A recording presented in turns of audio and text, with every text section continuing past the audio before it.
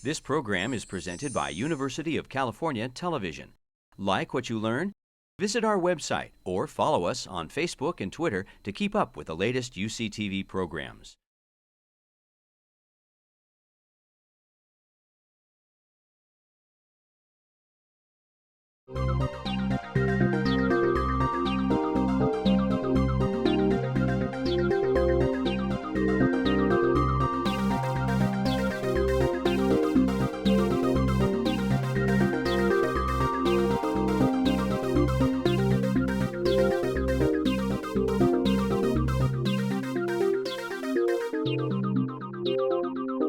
Welcome to A Conversation with History. I'm Harry Chrysler of the Institute of International Studies.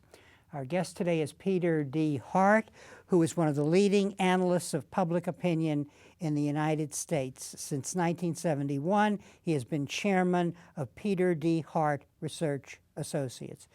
Peter, welcome back to Berkeley. Thank you very much, Harry. Where were you born and raised? I was born in San Francisco and raised in Berkeley, California. And looking back, how did your parents shape your thinking about the world? Oh, a huge effect, because I grew up in academia. My father was a professor of English at the University of California and Berkeley, and he also was vice chancellor, and in the last 20 years of his career, he was head of the Bancroft Library. So all of academia was all of my parents' friends were sort of the leading people, not only in the English department, but in other departments, and they were family friends. And I can remember living through the loyalty oath, which was a huge question here at Berkeley. That would be in the 1950s, right? That's correct. And I can remember living through the McCarthy Army hearings and being in the living room, and every night being with my parents and listening to that and the other faculty members and being so central. So, and you know, everybody came through our house, whether it was Robert Frost, the great poet, or Eleanor Roosevelt. I mean, they were all in the house. So it affected me and got me very much involved in public life and public affairs. And was it hard being young in this atmosphere with the level of the discourse so high, or did you adjust quickly and early? Well, I don't know that you adjust. That's just what life is, that you don't realize it at the time. It all seems dramatic, it all seems important.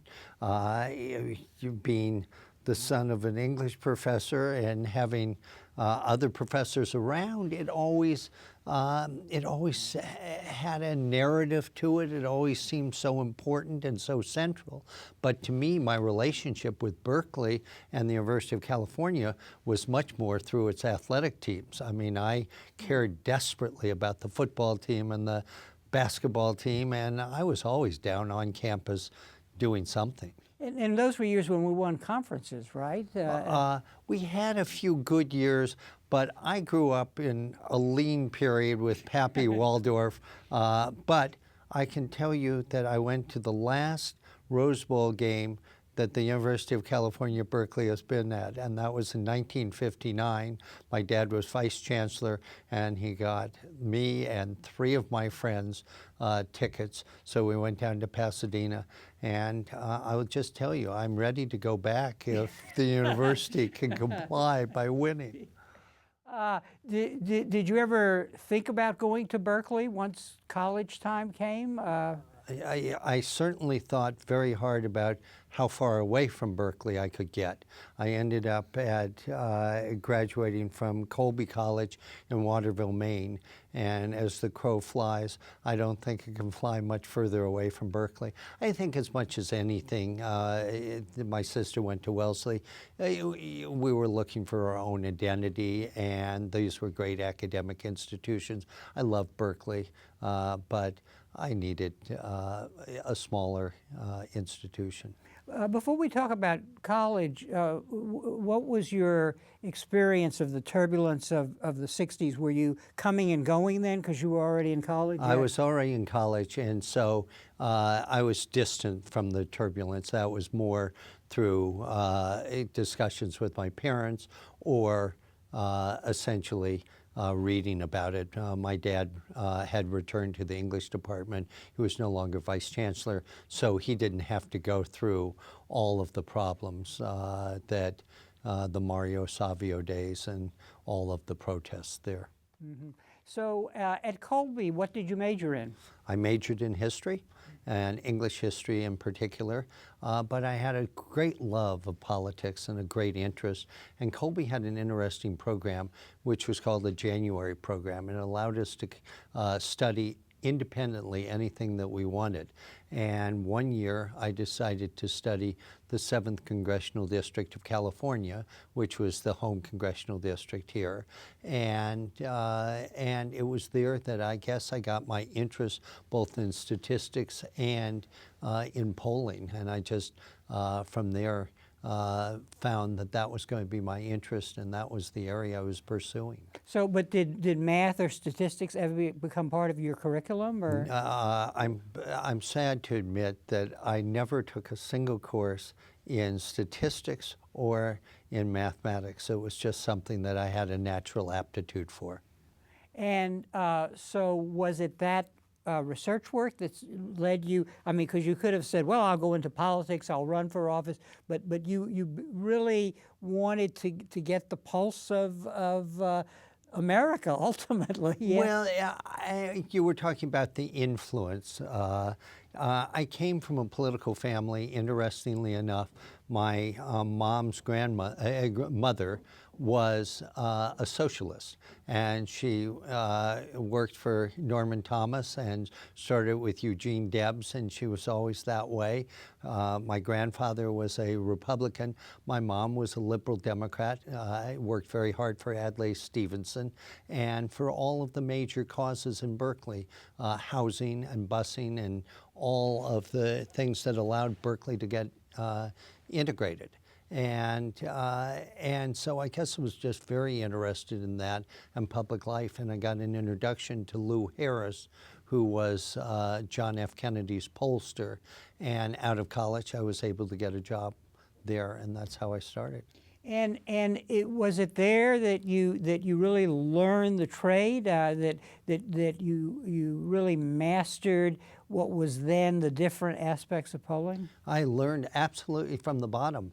I'm proud to tell you that I was earning $2 an hour working for Lou Harris in New York, and I literally learned every element of polling absolutely from the bottom. Started with the coding department and worked in sampling department. I worked on the election night coverage for CBS. So all of Which those election? things. Or, It was 1964. It was the first election. I graduated from college in 1964, and Lou put me on the election unit, and I got to work at CBS for 3 months just on election night coverage, and that was fascinating. And did Harris himself mentor you, or did you have any particular mentors in addition to being given a position and testing out all the different units? Without a doubt, Lou Harris is still a mentor to me. I talk to him every 3 or 4 months just to find out how he's doing and what he's seen. But he was very good to me in terms of both teaching me the business, but teaching me lessons of life. And I learned a tremendous amount. I was there on and off for 7 years. I went out worked on a political campaign. I worked at the Democratic National Committee, and I worked at another firm. But it's Lou who really gave me the lessons of life, and there were a lot of other mentors along the way who taught me an awful lot about polling. One question I have is, did you ever consider being in the academy, actually, or was it you really had enough and were ready to go out into the to the field and experienced politics firsthand? When you say the academy, you mean academics? Yeah. I neither had the credentials nor the abilities to be in academia. I wasn't built that way. My interest was much more in the real world, and my sort of interest and background in academics grew out of doing my work. I can talk about this, but I became a Woodrow Wilson Visiting Fellow very early in my career. I was about 33 years old, and I was going back to different colleges and teaching for a week. But I had never thought about being an academic, and I never had the grades that would have allowed me to be an academic. I like to ask my guests what they see as the skills and temperament involved in what they do. Well, the skill set must have really changed over time in your case. Yeah, the skill set has changed, but it stayed the same. And that is, look, people often say, what does it take to be a really good pollster? And I say, among other things, it takes great judgment, it takes meticulousness, and it takes creativity. Those are sort of the three elements, and I think they get applied differently over time. But I'll tell you the thing that I love about this, and that is that it is really the ability of how do you frame a question in order to be able to get really interesting information. I mean, you have a certain skill of being able to ask really good questions, to be able to get underneath and learn a lot about a person. Same thing. I have to go to a broad group of people, whether it is a focus group, which is qualitative, or quantitative, which is a poll. And you have to be able to figure out those words and the set of answers that allows people to be able to express where they're coming from and what they're feeling. And so questionnaire technique is terribly important. The meticulousness comes in if you're talking to 800 or 1,000 people and they represent the whole United States. You better be picking these people in a random, selective way that is representative, and you better be following a whole series of those things. And then finally, the judgment set is 50% a lot or a little, and the ability to be able to understand how to look at numbers and how to put it into context. Those are the things that are there. I think it was true when I entered the business. I think it's true today. The techniques are now so much more it's quicker, it is trickier, because back then when I started, everything was done door to door. So we would knock on your door, and if you were kind enough to allow us to do an interview, we had a one-on-one relationship with you. Then we moved to the telephone, and now a lot of our work is done online. We don't even know anything except your sort of the way to reach you, your URL or whatever it may be. Before we go on with that topic, because I have a line of question I want to ask, what about temperament? In other words, do you have to have a certain kind of character? Persistence must be very important. Patience, not rushing to judgment? Well, I think all of those things, but I think that really comes back around, as you say, to a sense of judgments about things. But again, I find public opinion just fascinating, and I find it alive, I find it dynamic. I love to get into interviews and into a one-on-one relationship with people, because the one thing that you learn from this is really a belief in people. People often come up to me and say, geez, the respondents seem so dumb. And to me, in so many ways, they seem so wise and smart. And you look at the elections we've been involved in over a 50-year period, I think by and large, the American public gets exactly what they want in almost each and every election. And I think when they approach issues, they may not know exactly where Afghanistan is, but they have attitudes of how much involvement and why we should be involved, or the reverse, why it was important to get out of Iraq and what we needed to do. Each of those things fascinates me. So in a way, there is, on the one hand, the quantitative side of your business, but what I hear you bringing to the table is a kind of human insight, an intuition about people, and a respect for them, and it's by figuring out ways to combine these two perspectives that we're going to get insight from public opinion. Well, that's what's so fascinating, that if you look at a poll, essentially it may be 1,000 or 1,500 people expressing attitudes, and you can look at it as numbers, or you can begin to get behind what those numbers are trying to say, because people are trying to tell you something. And the reason I love focus groups, which are qualitative research, is I can hear the voices. The voices are fed back to you. You can see the interaction. You can see the dynamic. You can see people take apart an issue and begin to give you a sense of where they're coming from. I mean, we're in the middle of a very thorny budget situation, and I really honestly believe that if our elected officials were more in touch with the public, they would have a much greater sense that they could compromise and they could come to a middle ground, because the public in many cases is much more reasonable than the Congress is. As you dig in to get into where people really are in their thinking and feelings, I noticed in one of your focus groups or maybe it was in a lecture, you talk about coming up with human situations that people have insight. Would you want candidate X as a neighbor? Relate the candidates to the characters that you had in high school. Those are entree points for really understanding their understanding, so that you can then get a sense of what their opinion is. Well, the thing I often tell politicians is the simple idea that either you're going to talk to them or you're going to listen to them talk to you. And the ability to create that bridge and the ability to understand. And people know things down here.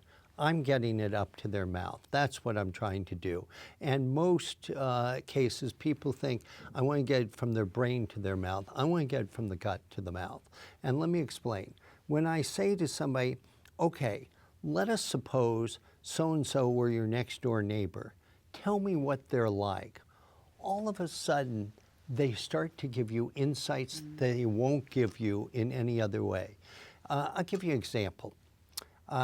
During a very bad period for Bill Clinton, I asked the simple question of people, it's Sunday morning in the Clinton household.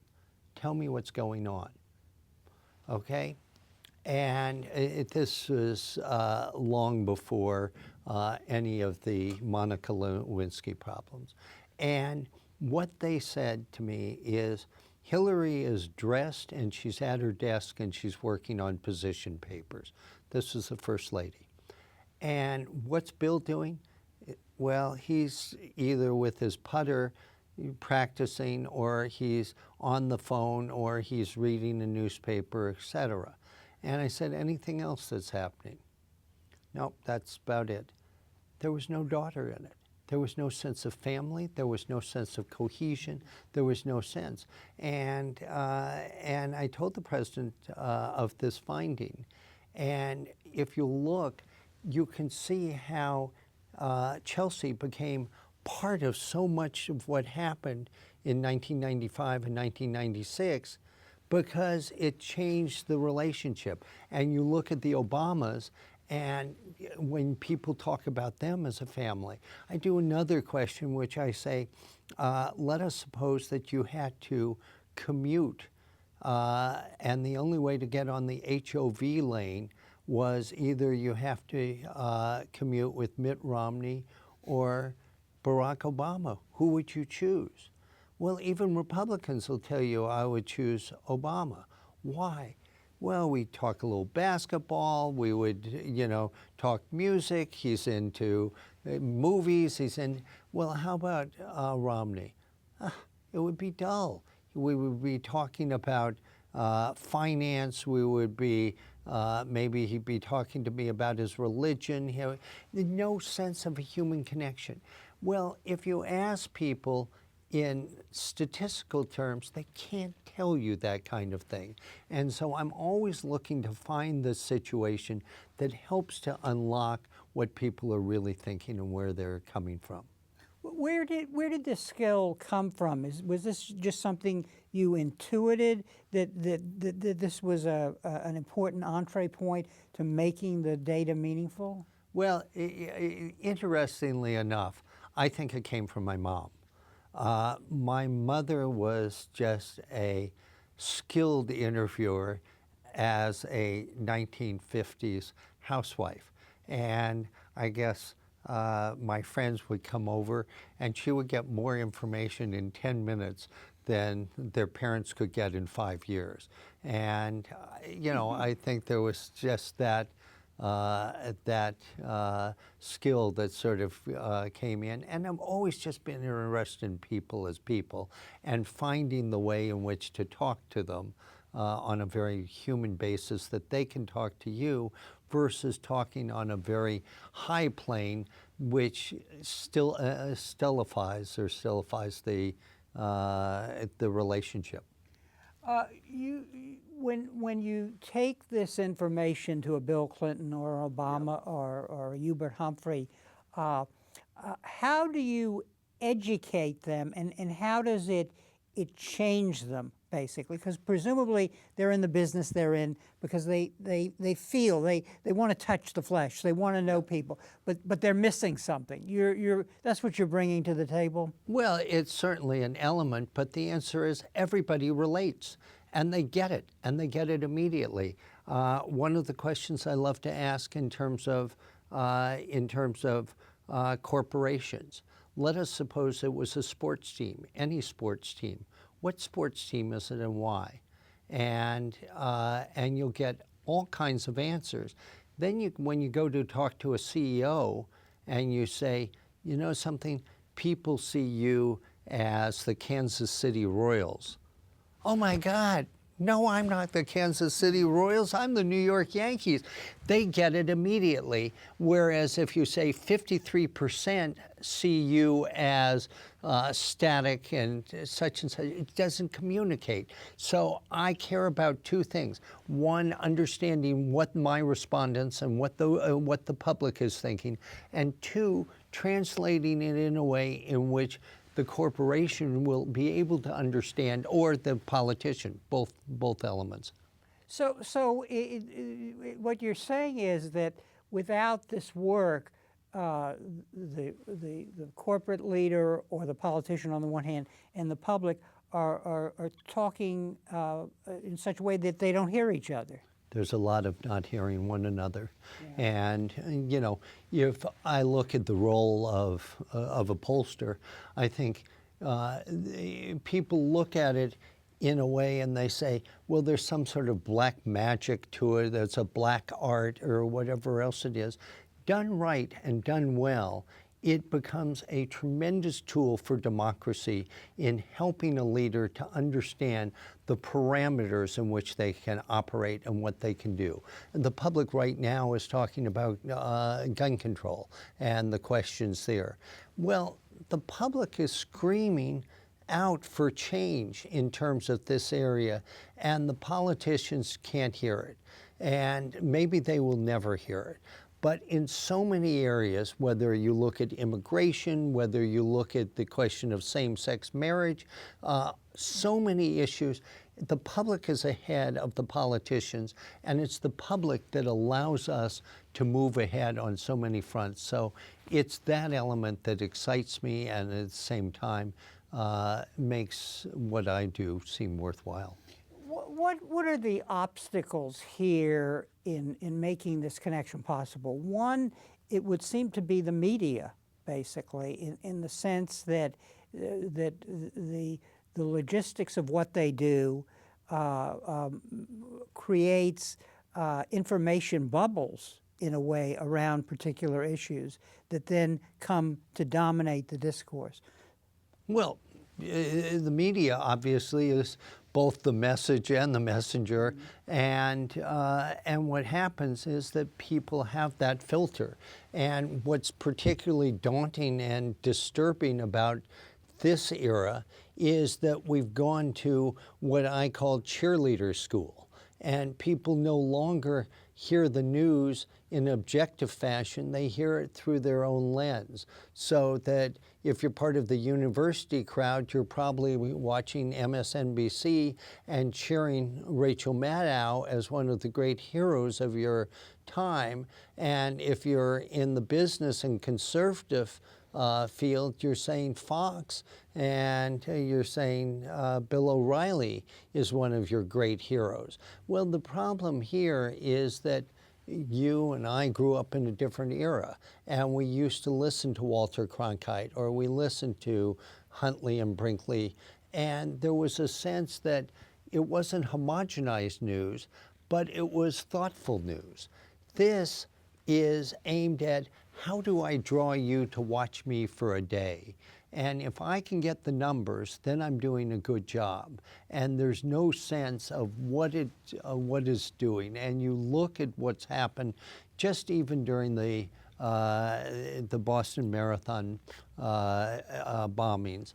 There, how each entity looked at that event through their own filter and their own eyes. So the difficulty of trying to figure this all out is so different and so difficult, and it plays into our field a lot. And obviously, I've been doing the NBC Wall Street Journal polling for the 25th year, and you look at that, it's a huge part of journalism today.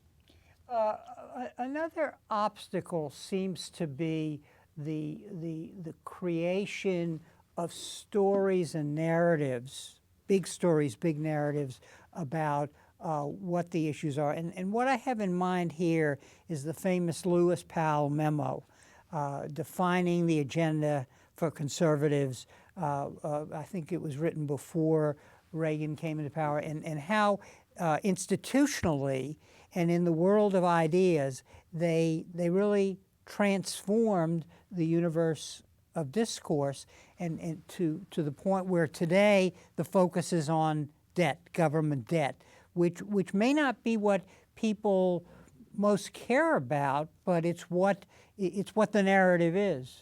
Well, it goes back to the previous question, which is how much the agenda is controlled by the media and what happens, and then how's the media being fed and what happens here. And of course, it's the interest groups. And what it really comes down to is something that's bigger and more pervasive and a bigger challenge, and that is how do you get the average voice back into Washington? I mean, essentially what has happened is pay to play, and the money in Washington politics is so egregious and outrageous. I mean, when you spend $2.5 billion on the election for the president, and essentially the only thing that you did is Indiana and North Carolina slightly moved and became Republican this time, and all other 48 states voted exactly the same way. The number of changes in the Senate and in the House were de minimis, and we spent all that money. Well, that continues to get multiplied in terms of what's happening inside Washington, and so you get the anger, the frustration, and the sense of the public looking outside, hoping for a change, hoping for something better. You know, the argument, you hear the argument, oh, the politician is following the polls.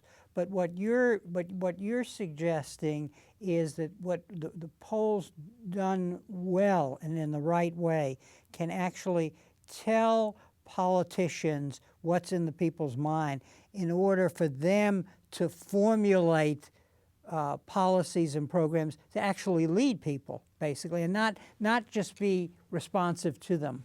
Let me take two aspects of your question. First aspect is that the polls are leading the politicians, so the money is leading the politicians, unfortunately. But in terms of polling done well is not a politician who simply says 51% of the people are feeling thus and such, let me follow my people, because 2 days later, it's going to be 47% are saying such and such. It is the ability to understand in broad terms what the agenda is and what are the elements of it. Polling done well allows us to understand the consensus of opinion. And that doesn't mean the specifics, but it allows a conservative Republican to be able to say, the public at this stage of the game and moving forward seems to be able to say you have more latitude on the issue of immigration than you did 10 years ago. That's a poll that's done well. That is something. It's not telling a politician how to vote. It is allowing them to understand what I guess we would call the additional dimension of the public's consensus. And if we can get that, then polling serves us well. When polling is done nothing more than to tell us which candidate's ahead or behind, or does the president have a 52% approval rating, it's a pretty shallow measurement from my point of view. Now, you said there was a second aspect to my question. Well, the first aspect was you were saying it's the people leading the politics. No, I think it's the money, and that was the first aspect. Second one was the sense of polling and what it is. I get the sense in listening to you here and elsewhere that on the one hand, you really want to have your ear to the ground, to know what people are thinking, to come up with language and metaphors that pulls them out of them. But on the other hand, I notice on your company's website, and actually as I hear you talk and participate in focus rooms, you also have a sense of the big picture. You talk about strategy and structure, the way everything hangs together. Talk a little about that, because it's really important in doing the first work that we talked about. Well, often people say, what kind of a profession did you have? I think I had the best profession in the world. I am the luckiest, most fortunate person, because I got to listen to people. I got to play what I say above the rim. I mean, it was the ability to, whether it be doing something for Habitat for Humanity, or being able to do something for the Smithsonian Institute, or being able to work for Coca-Cola, or being able to work for AT&T, or being able to work for 40 different United States senators, you get to make a difference. And you get to make a difference by the ability to listen, understand, and to have those who are in a position of influence to be able to change policies and change lives. So I've got to tell you that I look at the big picture all the time, because it's not a matter of trying to get through. Next year will be my 50th year since I started at Lou Harris. And what you realize pretty quickly is that numbers change on a weekly basis. It is the ability to be able to step back and to look at the patterns of history. So in part, my training going all the way back to Colby College of looking at English history, I found very useful, because it forced me into a much broader sense of where things are at. Mm-hmm. Over the years, you've worked with a number of politicians, especially on the Democratic side. What are your reflections about the quality of leadership over time? Has it remained as high as it was maybe in the beginning? Are they still good listeners when you bring the data to them? Do they pick up on what you're saying and then act on the insight the way Clinton did? It breaks my heart that I started. I opened my own firm in 1971. I had, in the course of the period of time I was doing political polling, which was up till about 1990, I had people like Hubert Humphrey that I worked for, Walter Mondale that I worked for, Henry Jackson, Lloyd Benson, Edward Kennedy, great governors across this country. And the sense of scope, the sense of majesty, the sense of history that they brought to the political life was amazing. It's not just because I was young. You know, even though I was young, I was sitting across from Hubert Humphrey giving him advice and direction in terms of his next political campaign. And the depth and the sense of how you look at issues. I mean, often they would lecture me as I would bring a little number. And I always said that the great ability of both Edward Kennedy and Hubert Humphrey, I would come in like this and give them something, and they would stretch it to a huge 3D cinematic viewpoint, and the beauty and the depth that they had. And when I say it breaks my heart, I mean, I take nothing away from any individual United States senator or governor or congressman, but boy, they are just ruled in a wholly different way. And so the money has such an effect, the media has such an effect. There isn't the latitude, the bigness of being able to do things. And so we get so far behind. I mean, clearly, in order to deal with the budget, we're going to have to do something about revenues, the budget deficit, and we're going to have to do something about entitlements. The public is much more willing to make those adjustments, and these people are really not willing. And there are too few instances where you can say, look at the great social or historical movements and how politicians led them. And looking at today, they're politicians, they're not big people. And I don't want to say that's true of everyone, but there are too many of them.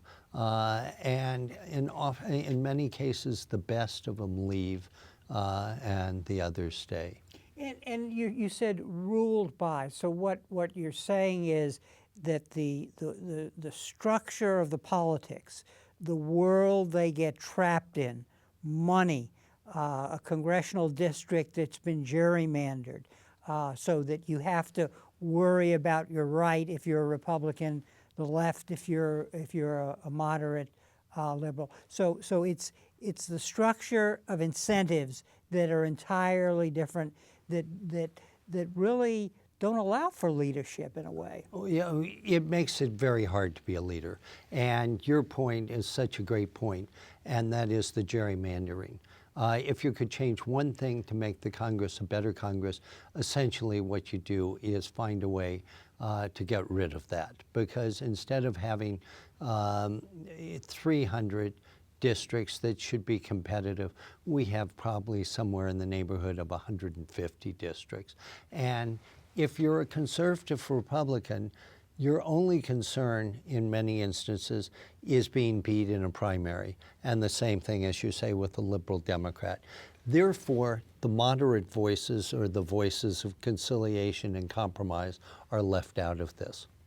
So in a way, the same thing is happening in the congressional districts that's happening in the media, basically, where you're getting fragmentation and appealing to one constituency. Totally. Yeah. Let's talk a little about the Obama revolution in campaigns. In the way that they ran that campaign, have they revolutionized the way people get elected, or has the change not been that great?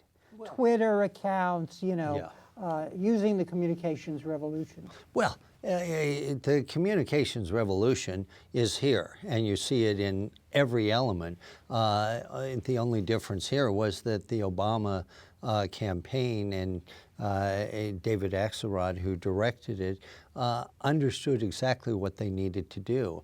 I talked to David a lot through the 4 years, but in the last 2 years.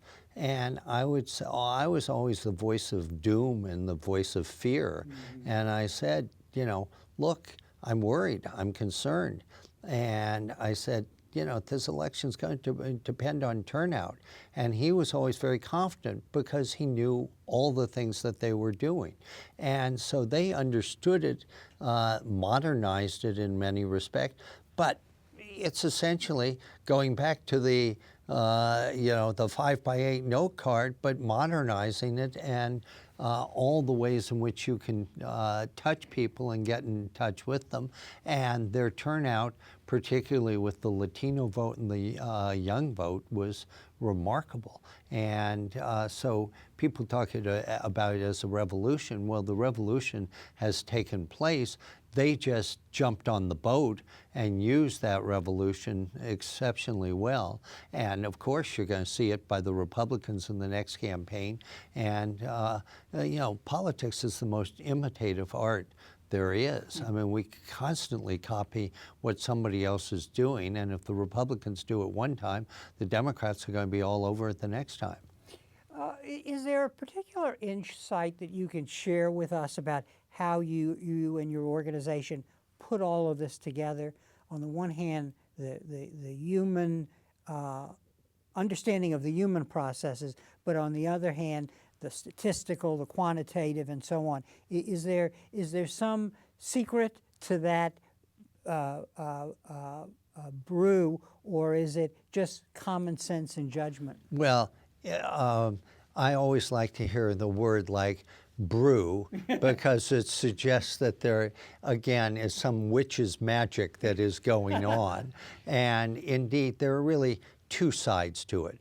One is the scientific side, and the other is the art. And the scientific side is you better do it well.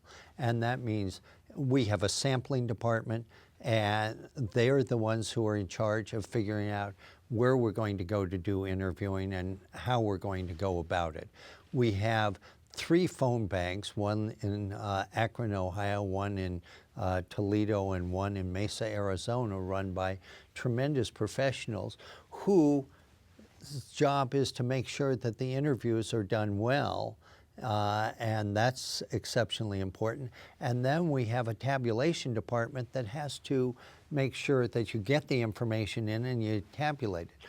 But then the, quote, brew that you talk about is the magic that is done by those people who are analysts or project directors. And they're the ones who look at the data and are able to figure out what is the public trying to say, what it's about. And on the NBC Wall Street Journal poll, Hart Research works with public opinion strategy. And the brilliance of both sides working on this together is just marvelous to see, because we'll see things through a certain Democratic lens. Public opinion strategies may see things through a Republican lens, but we're both aiming at the same thing, which is understanding public opinion. The brilliance, so to speak, is seeing the insight that is going to allow you to get more votes or to be able to crystallize an issue. That's the magic, if I can say that. And it's providing the leader or the corporate head with the room for maneuver as he sort of seeks out his goals. Well, you have to understand, we're not formulaic. So what we're doing is giving that information. And when you look at great leaders in both politics and in corporate America, they see this and it becomes a way of being able to say, this is where I want to lead. This is what I want to do. This is what I'm looking for from my organization. I mean, you know, corporate America gets more than its share of brickbats from the American public. But you know, the leaders that I work with at Coca-Cola and AT&T, to name two, you know, they're remarkably good, not in terms of just saying, can I sell an additional soda or can I get people to buy and use my service, but in understanding the much greater forces that are going on, and that's what I like to believe I'm helping on. As you put this together, you're facing a lot of challenges as technology is changing the environment. All these kids running around with cell phones, these advocacy polls where people are not really concerned about the quality of the work, but in mobilizing their constituency. Let me break that into two parts. First part is technology, how much we've changed. As I talked to you about going door to door, then suddenly we've moved to telephone. Now for our NBC Wall Street Journal polls, 30% of all of our interviews are done with people who have cell phones only. That's only going to climb. You and I are archaic. I get people to stand up in an audience and I say, sit down if you answer yes to one of the following 4 questions. And I start, the first one is, do you wear a wristwatch? And, you know, bing, most of the old people all sit down, okay, as they check their wristwatch out. The next thing I do is I say, do you have a landline phone at home? Bing, down goes everybody else. Do you read a printed newspaper? Bing, there's nobody left. And then I say, do you use your cell phone more to call than to text? Now, if I ask my students at Berkeley, over half the class are still standing. And so that whole technology revolution is terribly important to take care of. And the ability to be able to change, and it's much harder to interview people today than it used to be. And so that becomes a whole challenge. Who is it you're talking to basically becomes less clear, or is it skewed to one group? Well, the answer is we still believe, based on elections, that that we get an accurate cross-section. I mean, the last election, essentially, we had the president ahead by about 1% in our final polls. I think he ended up about 3% ahead. Obviously, when you're talking to 1,000 or 1,500 people, that's a pretty good reflection. And so we know we still are able to get this. It's just becoming much, much more difficult. Mm-hmm. And what about the advocacy polls? Well, that's one of the hard things, because polling is a profession in which, unlike any other profession, you don't need a license. Tomorrow morning, Harry, you can open your own polling firm, and I have no doubt you'd be great. So the tendency is to treat all numbers as equal. And obviously, it's just not the case. And so there are a lot of bad polls and advocacy polls that are out there, and there's not much you can do about it. It's in the system. Let's talk a little about, in the concluding of this interview, about the public mood, about America's role in the world and its relative decline. I get the sense in hearing things that you have said and written that there is the people are ahead of the leaders on this as they look to their children's future, as they look to China and so on. So they are in a way confronting this problem. They may even, well, they are worried about it, whereas the leaders are in denial. Is that correct? Well, I don't know if the leaders are in denial, but let me look at it just slightly differently. And I think you've put your finger on it. And to start it off, we've been asking a question now as other pollsters. Overall, do you think the country's headed in the right direction or seriously off on the wrong track? It has now been 12 years since a majority of Americans have said, for a consistent period of time, not a short period, that we're headed in the right direction. And you have to understand, prior to that, we go through long periods where the American public would say things are headed in the right direction. We don't feel that. So the mood that you talk about, our sense of confidence in institutions, with the exception of the military, with the exception of EMS, firefighters, police, etc., every profession's standing with the American public is way, way down. And now when it comes to financial industry or the media, it's down at 9, 10, 12%, the same with the Congress. So all of those things set a mood. Then we ask a question for NBC Wall Street Journal, and that is, we asked this in 1995. Looking a generation ahead, who do you think will be the strongest economic power in the world? Among Americans, 54% said the United States. 3% said China. We asked the same question last year. 40% said the United States, 40% said China.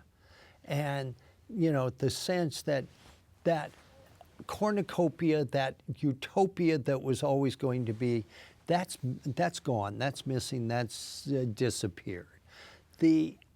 So there's that uncertainty, which leads to the last uncertainty, which is for 13 generations, Americans have always handed the baton forward. For the first time, a majority of Americans think we're going to hand the baton backwards.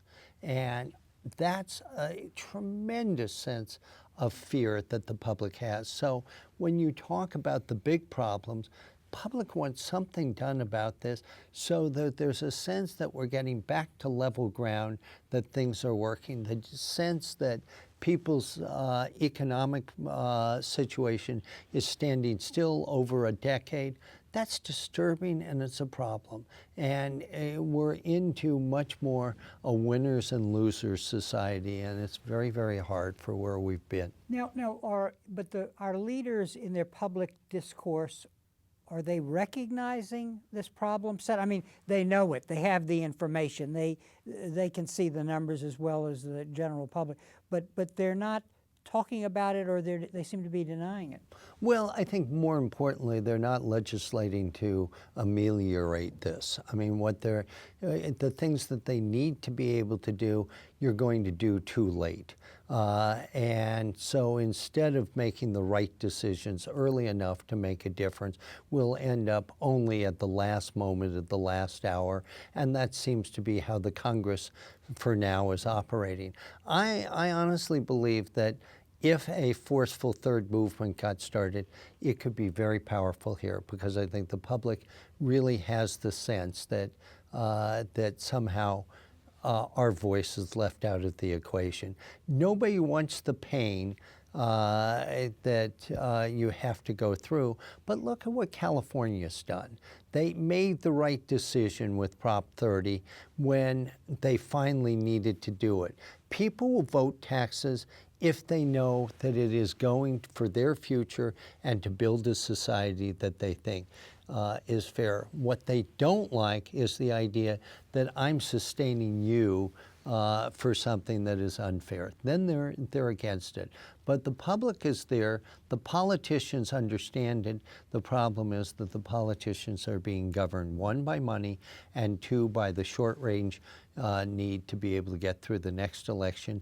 And I worry about the Tea Party guy on my right, or I worry about the ultra-liberal on my left. So what will change this equation, do you think, as you get more and more dissatisfaction with the public, as reported in public opinion polls? Well, my feeling is the public will change it. Yeah. And the public always changes things. And when you look, and we talked previously about same-sex marriage, public essentially in 8 years has changed more than any other period that I can think of for a social movement. I think in the area of immigration, the same kinds of things. So the public finally at some stage says enough, and the politicians finally get the message, and we move on. One final question, looking to the future, how would you advise students to prepare for the future if, for example, they're interested in politics and public opinion? Well, I think in terms of preparing for the future, I'd say get involved. I mean, the one thing people talk about students being less involved in the system, and it appalls me that they don't know as much. But I think they're very involved in public life. And when I say public life, they're involved in helping neighborhoods, being involved with underprivileged children, being involved in causes and communities. And so I think the whole area of social action has changed, improved.